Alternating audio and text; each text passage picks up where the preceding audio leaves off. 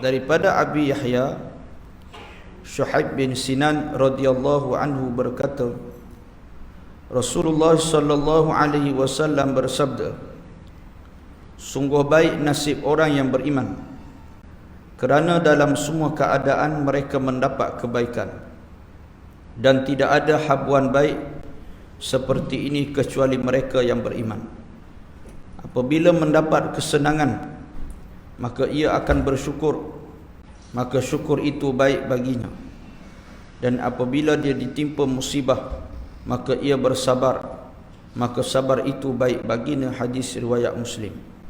Keterangan daripada hadis ini oleh pengarang kitab kita, orang mukmin adalah orang yang bertuah dalam hidupnya, walaupun ia terpaksa berhadapan dengan berbagai-bagai ujian. Hidupnya selalu tenang dan tidak banyak bermasalah. Ia memiliki ketenangan jiwa yang diburu oleh orang-orang yang mencari kepuasan hidup dalam dunia ini. Namun mereka pasti tidak akan menjumpainya kalau bukan dengan iman. Kepuasan hidup dan ketenangan jiwa hanya dinikmati oleh orang yang benar-benar beriman, di mana hatinya tenang dalam menghadapi berbagai-bagai keadaan. Apabila ia berada dalam kenikmatan dan kesenangan, ia akan bersyukur kepada Allah dan menggunakan nikmat itu untuk mencari keredaan Allah, baik untuk kegunaan dirinya sendiri atau untuk kebaikan orang lain, sebagai sedekah atau pertolongan. Dan apabila dia berada dalam kemiskinan atau kesusahan, ia akan sabar menerima takdir Allah itu dengan hati yang lapang dan dada yang luas. Ia memahami dunia ini adalah tempat ujian dan kesusahan, dan akhirat itu tempat kebahagiaan yang sebenar. Adapun orang yang tidak beriman, maka ia selalu berada dalam keadaan yang tidak baik, kerana apabila ia berada dalam kenikmatan dan kesenangan, ia akan lupa daratan. Ia tidak berterima kasih kepada Allah Ta'ala yang telah menganugerahkan nikmat dan kesenangan itu. Lalu ia bertindak sesuka hatinya untuk menggunakan nikmat tersebut, mengikut arahan nafsu ataupun syaitan. Maka nikmat Allah itu digunakan untuk membazir dan membuat maksiat dan bermacam-macam perbuatan yang dimurkai oleh Allah Ta'ala. Dan apabila ia berada dalam keadaan fakir dan miskin ataupun kesusahan, ia akan bertindak liar dan tidak terkawal. Mungkin ia akan mencuri ataupun merampak, atau sekurang-kurangnya ia merasa tidak puas hati dengan takdir Allah Ta'ala yang mengena ke atas dirinya. Maka kedua-duanya keadaan ini adalah tidak baik baginya.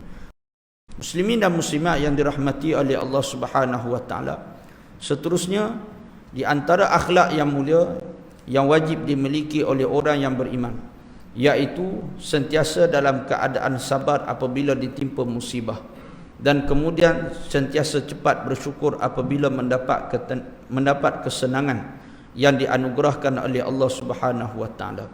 Syukur dan sabar adalah satu sifat yang natijahnya adalah mendapat syurga daripada Allah Subhanahu wa Ta'ala. Sehingga satu ketika Nabi SAW bertanya kepada sahabat, "Kaifa asbahtum?" Bagaimana keadaan kamu pada pagi ini? Lalu kemudian para sahabat menjawab, "Asbahna mu'minina billah." Pagi ini kami beriman kepada Allah Subhanahu wa Ta'ala ya Rasulullah.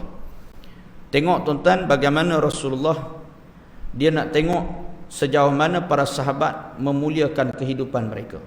Para sahabat tidak membazir kehidupan mereka. Para sahabat itu bagaimana mereka mengisi sisa umur usia yang Allah Ta'ala pinjamkan kepada mereka, menyebabkan Rasulullah sentiasa tertanya-tanya kepada sahabat. Dan di antara pertanyaan Rasulullah, bagaimana keadaan kamu pada pagi ini?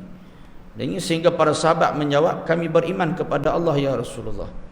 Begitulah di antara persoalan yang mesti kita kena tanya pada diri kita. Bagaimana keadaan kita pada pagi ini? Bagaimana keadaan kita pada malam semalam? Sebelum tidur malam semalam, bagaimana keadaan kita? Tidur kita dengan ada tak zikir? Bangun pagi tadi, bagaimana keadaan kita? Ada tak kita mengucapkan syukur pada Allah setelah kita bangun pagi? Bagaimana perasaan kita pada saat dan ketika ini? Apakah kita bersyukur di saat Allah Ta'ala pilih kita dalam duduk dalam pengajian ilmu? Persoalan seperti ini akan menjadikan kita sebagai hamba yang sentiasa ingat pada Allah Subhanahu wa Ta'ala.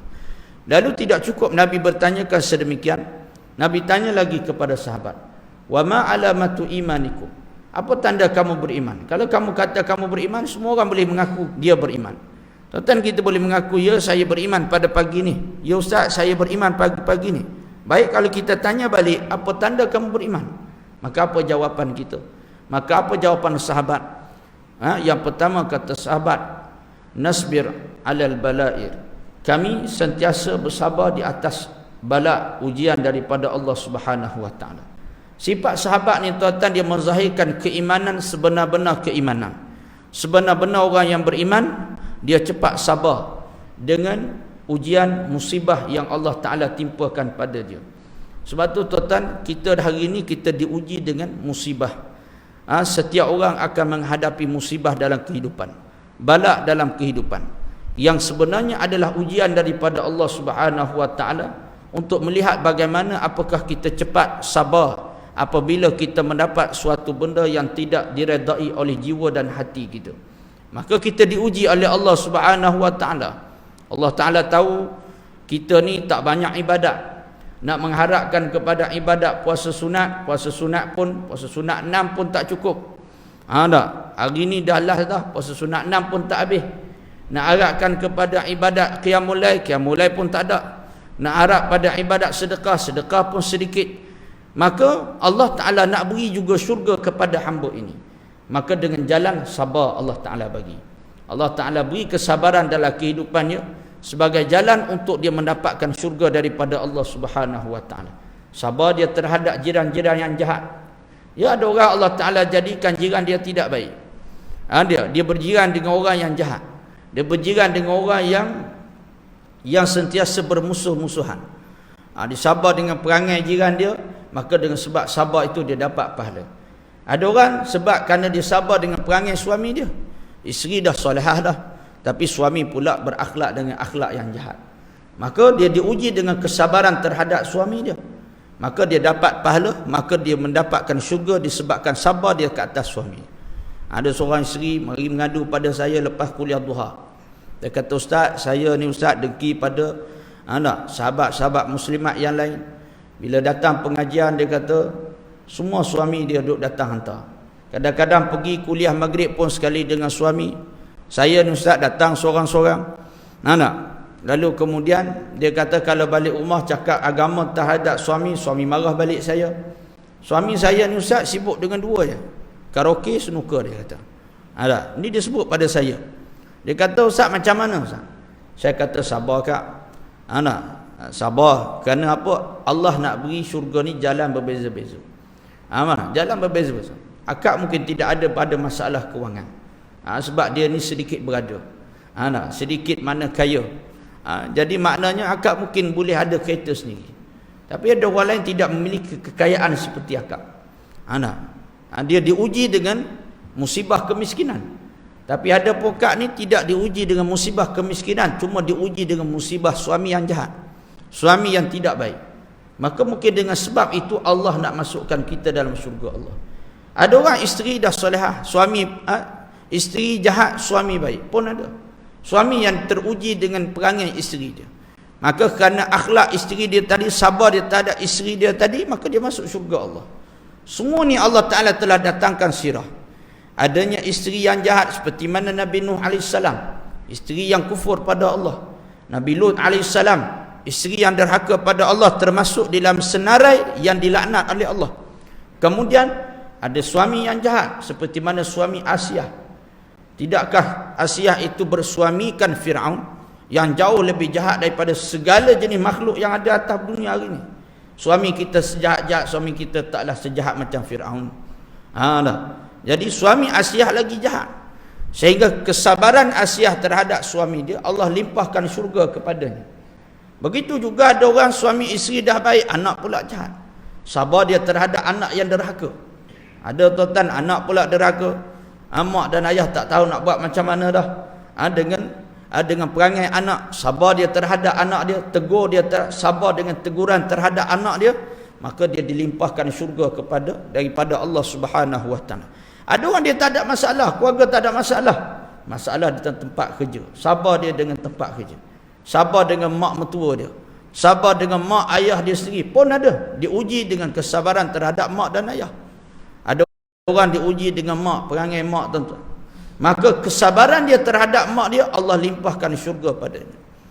Satu kuliah, sudah kuliah ada seorang hamba Allah ni, seorang anak dia tanya, ustaz, macam mana ustaz, saya dengan mak saya, anak, saya dengan ayah saya ni sentiasa berbalah, anak sentiasa bergaduh, sehingga kan dia tak mengaku saya ni anak dia. Saya kata, apapun kejahatan yang ayah yang kita buat pada kita, maka balahlah dengan kebaikan. Mungkin kerana jalan itu Allah nak beri syurga pada kita. Ada orang yang Allah Ta'ala uji dengan nyanyok, perangai mak ayah yang nyanyok, maka kerana Allah Ta'ala nak limpahkan syurga dengan jalan yang berbeza. Jadi maka dengan sebab itu, kesabaran itu, cepat bersabar sebagai tanda kita beriman pada Allah. Bila mana kita meyakini dan bersangka baik pada Allah Subhanahu Wa Ta'ala, maka sebenarnya Allah Ta'ala nak berikan kepada kita pahala yang tidak terhingga. Sebab sabar ni tuan-tuan, Allah sebut dalam Al-Quran, sabar di antara ganjaran yang Allah Ta'ala berikan tidak ada nilaian batasannya. Allah sebut dalam surah Az-Zumar pada ayat yang ke-10, innama yuwaffas sabirun ajrahum bighairi hisab. Sesungguhnya kata Allah, bagi orang yang sabar, ajrahum, ganjarannya bighairi hisab, tidak ada hisab, tidak ada limit, tidak ada tandingan. Maknanya melampaui batas akal fikiran manusia. Ni ibadat sabar tuan-tuan. Adapun semayang 27 kali ganda. Baca Quran 1 huruf 10 kebaikan. Datang masjid 1 langkah Allah ampun dosa, langkah seterusnya Allah angkat darjat. Tapi adapun ibadat sabar kata Allah bighairi hisab, tidak ada hisab. Hanya Allah Ta'ala saja yang tahu berapa ganjaran nilaian di atas sifat sabar yang kita timbulkan, suburkan di dalam diri kita. Jadi maka dengan sebab itu, cepat-cepat kita ini bersabar bila datangnya musibah. Jadi ini keuntungan orang yang beriman. Bagi dia, peluang musibah itu adalah peluang untuk mendapatkan pahala, peluang untuk dia mendapatkan kemuliaan di sisi Allah Subhanahu Wa Ta'ala. Tapi bagi orang kafir tuan-tuan, bagi orang yang tidak ada iman dalam diri, musibah dia dianggap Allah nak hukum kehidupannya. Musibah itu dianggap Allah nak hinakan kehidupannya. Maka sehingga mereka mula mencari jalan penyelesaian yang cepat untuk menutup kesusahan hidup dengan cara bunuh diri. Dengan cara bunuh diri. Sebab tu di sebelah negara-negara barat hari ni, di antara masalah yang dia orang tak boleh nak atasi adalah masalah bunuh diri, stres yang melampau. Kerana kehidupan, tekanan hidup. Kerana mereka tidak ada pegangan keyakinan yang sebenar. Tidak ada sangka baik mereka terhadap Allah Ta'ala. Tapi ada pun jiwa orang yang beriman, mereka tak dengki dengan kehidupan orang. Campur pula hari ini kita diperlihatkan dengan suasana orang yang hidup dalam keadaan kaya raya.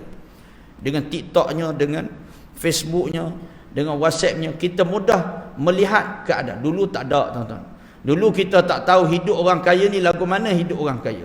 Sekarang ni mudah kita nak akses, tengok bagaimana kehidupan orang yang kaya sangat, dengan kereta yang mewah-mewah.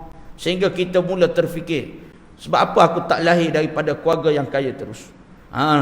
Maknanya lahir-lahir biar kaya terus. Sebab apa aku tidak seperti mereka? Kita akan mula membanding-banding kehidupan kita. Tapi bagi orang yang beriman, dia akan menanamkan satu benda yang dia akan letak dalam diri dia. Bila mana dia melihat kesenangan orang, dia sedang diuji dengan kekayaannya.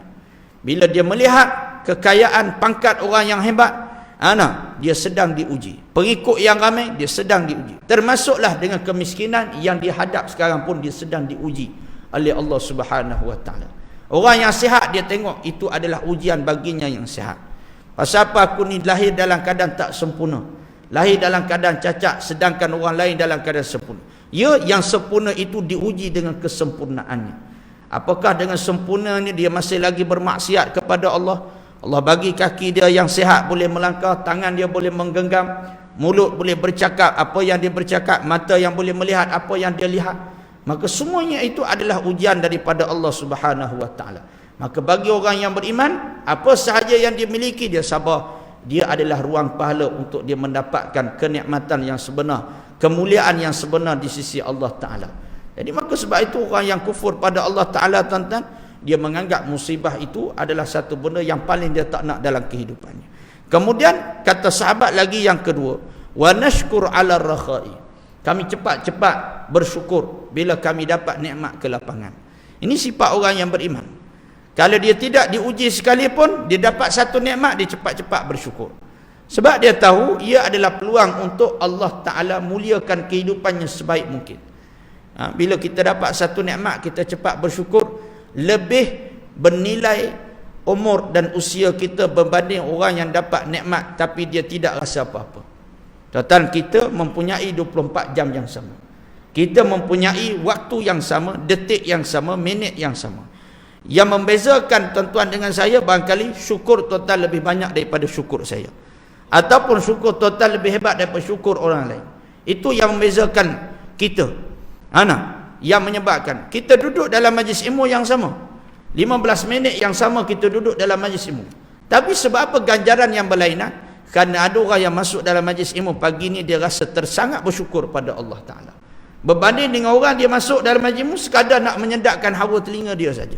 Sekadar nak mengisi kekosongan waktu saja. Tapi ada orang sebelum dia datang dia mula bersyukur. Jejakkan kaki masuk dalam surah An-Najahiyah ni, dia dah rasa beruntungnya aku. Allah pilih lagi aku hari ni. Sebelum aku menghadap Allah, Allah pilih aku untuk aku ni. Dengan nikmat waktu yang Allah Ta'ala kurniakan padaku untuk dilimpahkan lagi kemuliaan dalam hidup. Jadi ini sifat orang yang beriman. Dia akan merasakan bahawa setiap nikmat yang Allah Ta'ala beri itu peluang untuk dia bersyukur, dan Allah Ta'ala lipat gandakan lagi dengan asbab dia bersyukur pada Allah. Ini hanya ada pada orang beriman. Bagi orang tidak beriman, tuan-tuan, bagi dia nikmat satu benda kekayaan itu, dia tidak merasakan bersyukur pada Allah Subhanahu wa Ta'ala. Sebab tu kalau kita tengok orang-orang yang kufur pada Allah, bila mana dia terlampau kaya, tuan-tuan, dia dah tak tahu nak buat apa dengan kekayaan dia, maka dia duk buat hidup dia ni, buat benda yang pelik-pelik, macam-macam benda pelik-pelik. Berenang sekali dengan superbike pun ada. Dah kaya sangat, tuan-tuan. Dia pergi rendang superbike dalam kolam renang. Sebab apa? Dah kaya sangat, tak nak buat apa. Terjun dari atas bumbung dengan macam-macam gaya. Tengok kalau video-video di barat-barat, tuan, bila dah terlampau kaya, hobinya melampaui batas akal fikiran manusia yang waras. Sebab apa? Sebab dia tidak bersyukur dengan pemberian daripada Allah Subhanahu wa Ta'ala. Itu setengah kata ulama, dia kata orang ni nak tengok kewarasan akal adalah apabila salah satunya bila dia terlampau kaya. Bila terlampau kaya, ada orang boleh jadi gila, tuan-tuan. Gila sebab apa? Tengoklah. Bila dah terlampau kaya, kadang-kadang jam tangan saja pun dah 1 juta, tuan-tuan. Jam tangan pun dah 1 juta. Walhal waktunya sama dengan orang jam tangan yang cak ayam, tuan-tuan. Lainlah kalau beli jam tangan 1 juta lambat mati. Saya pun nak, tuan-tuan. Siapa yang pakai jam tangan 1 juta, lewat mati dia 60 tahun. Yang jam tangan RM60, maka mati dia cepat sikit. Jadi kalau waktunya berbeza begitu, kita pun nak. Tapi hakikatnya sama, tuan-tuan. Makna 1 jam tangan dia tu boleh menyebabkan kita banyak dah boleh tolong orang.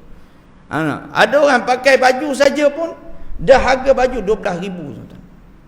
Topi saja, tuan-tuan, topi saja 10,000 topi saja. Tak tahu menatang apa dia letak, aku pun tak tahu. Topi saja sampai 10,000, helmet saja sampai 50,000. Aksiden tak mati ke? Tak, mati juga. Jadi maknanya nak kata apa, tuan-tuan, itu kehidupan manusia.